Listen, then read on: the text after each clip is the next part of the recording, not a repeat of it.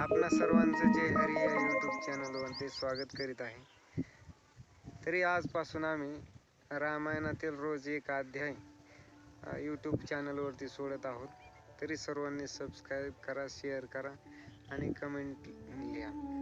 तर भावार्थ रामायण संत एकनाथ महाराज, पैठण निवासी एकनाथ महाराज यांनी भावार्थ रामायण लिहिलेलं आहे. ते मूळ वाल्मिक ऋषींच्या वाल्मिकी रामायणावरती आधारित आहे.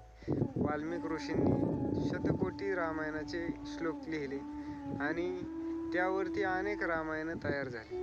उदाहरणार्थ उत्तर भारतामध्ये तुलसीदासांचं तुलसी रामायण असेल, आणखी काही गीत रामायण असेल. सर्व रामायण ही वाल्मिक ऋषींच्या वाल्मिकी रामायणावरती आधारित आहेत.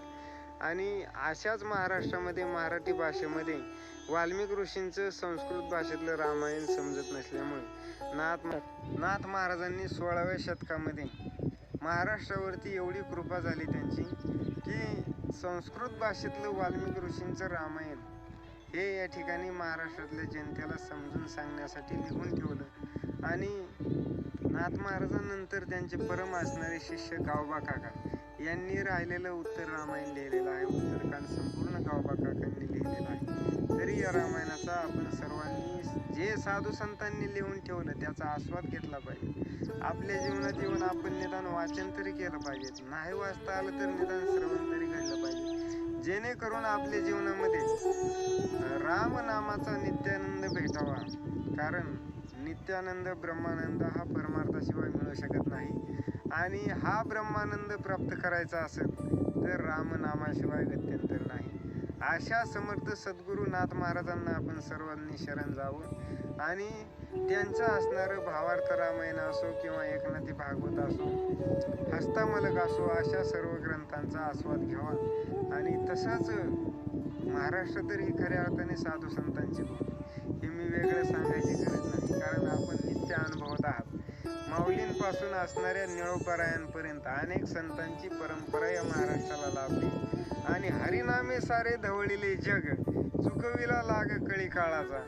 नित्य असणारा आनंद साधकांना प्राप्त करून घेण्याची ही सुवर्ण संधी मिळाली. कारण संतांनंतर आपल्याला जन्म मिळाला. संतांच्या अगोदर मिळाला असता तर हे ज्ञान आपल्यापर्यंत पोहोचलं नसतं. पहा, ज्ञान हे संस्कृत भाषेत असो किंवा मराठी भाषेत असो, ज्ञान हे ज्ञान आहे, त्याचा अनुभव मिळणं हे महत्त्वाचं आहे. कारण पाणी हे काचेच्या ग्लासात असो किंवा स्टीलच्या ग्लासात असो, पाणी हे पाणीच आहे.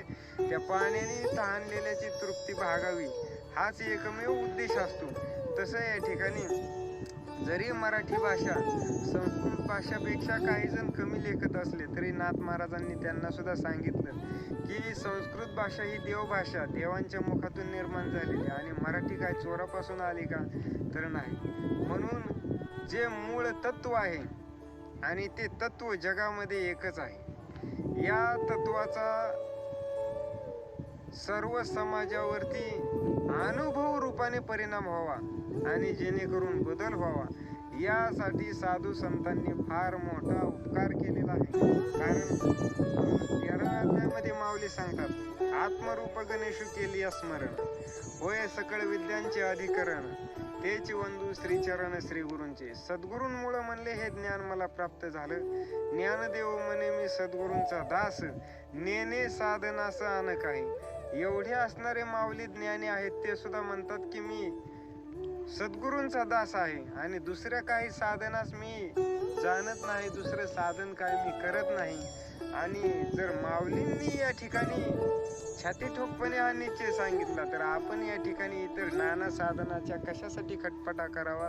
म्हणून जे साधू संतांनी सांगितलेलं आहे त्याकडे लक्ष दिलं पाहिजे. ज्या ठिकाणी पेरू पिकलेला आहे त्या ठिकाणी पोपटाला आमंत्रण द्यायची गरज नसते. काळ सारावा चिंतने एकांतवाशी गंगा स्नाने, किंवा संत समागमे धरावी आवडी, करावी तातडी परमार्थाची. वैष्णवा संगती सुख वाटे जीवा, आणि कमी देवा काही नेले. गायनाचे ओढे आपुलिया छंदे, मनाच्या आनंदी आवडीने. आशा असणारा मनातून निर्माण होणारा आनंद. आनंद शोधण्यासाठी लांब जायची गरज नाही, हृदयातच आनंद आहे. तैसा हृदयामध्ये मी रामू, असता सर्व सुखाचा आराम, का भ्रांताशी कामू विषयावरी. आपल्याला भ्रांती झालेली आहे म्हणून आनंदाची गुरुकिल्ली सापडलेली नाही. कारण भ्रांती कशी असते पहा, मनामध्ये कल्पना निर्माण होतात आणि माणूस त्यामध्ये पाठीमागे लागतो. याच्यातून असणारा भ्रम वाढत जातो, आभास निर्माण होतो, यालाच भ्रांती म्हटले जाते. साधं उदाहरण आहे, एका कुटुंबामध्ये एक महिला आपल्या पतीला म्हणते, अहो रोजच हे रतिबाचं दूध घ्यायचं, त्यामध्ये निम्म पाणी असतं, तुम्ही काय करा, बाजारात जा आणि एक दिवस म्हैसच घेऊन या. त्यालाही भयंकर राग येतो, जातो, म्हणतो आता मी म्हैसच घेऊन येतो. गावात इकडे तिकडे जातो, उसनं पैसे मागतो, पण त्याला रुपये देत नाही, कारण त्याचं क्रेडिट तेवढं चांगलं असतं. मग तो धडक असणाऱ्या बाजारपेठेत जातो, गाई म्हशींच्या बैलाच्या बाजारात जातो. तिथे गेल्यानंतर आणि म्हैस घेण्याचा प्रयत्न करतो, परंतु जवळ पैसे नसल्यामुळं म्हैस काय मिळत नाही. तसाच असणाऱ्या रिकाम्या हाताने घरी दिवस मावळता येतो. आल्यानंतर मग त्याच्या पत्नीने सुद्धा 4-5 मडके मोठाले आणून ठेवलेले असतात. आता समोर मडके पाहिल्यानंतर मालकाने विचारलं, म्हणले हे कशाला आणलंय?